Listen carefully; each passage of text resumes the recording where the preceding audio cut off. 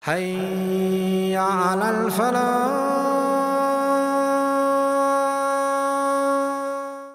I want you to think of the Quran, and especially the Book of Allah, the Quran, as a kind of glasses. Once you put them on, once you start thinking through the Quran, reality becomes clear. Like you start seeing things in a different light, that you did not see them in the same way before. Okay?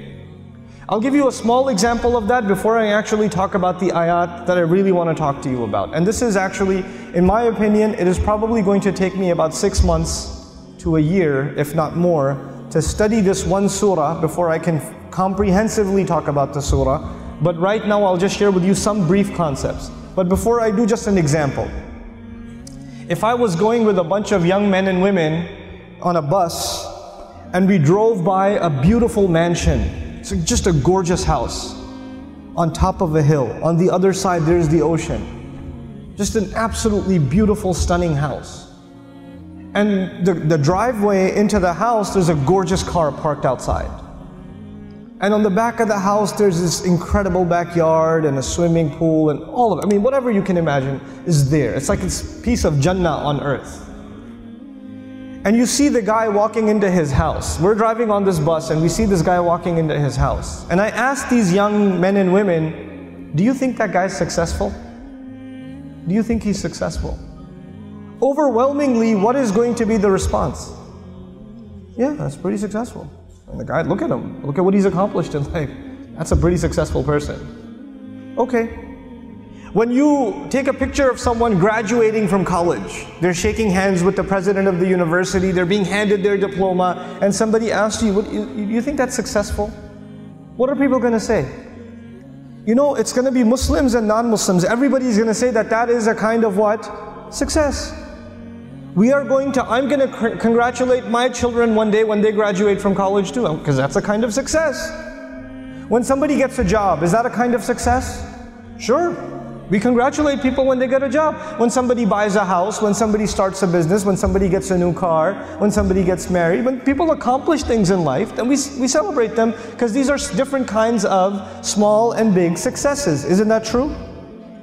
So the bus keeps driving, and we see a man, a homeless man, who's living in a cardboard box on the street. And he looks like he's wearing clothes from a couple of years. And you don't want to go close to him because of the smell.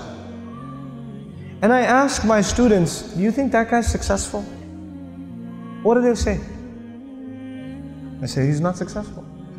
Now imagine if I was riding in this bus, but in this bus there were not Muslim boys and girls, but they were Christian boys and girls, or Jewish boys and girls, or atheist boys and girls, or agnostic boys and girls, or Buddhist boys and girls. And I asked them the same exact question. Do you think their answers would be the same? Yep, their answers would be the same. That's the problem. The problem is the way we think about success and the way we think about failure. For Muslims, it's supposed to be different. All human beings can see it a certain way, that's fine. They have the apparent view of success and failure. But us, Muslims, Allah has given us clearer glasses. And once you look at reality through these glasses, you see something other people cannot see.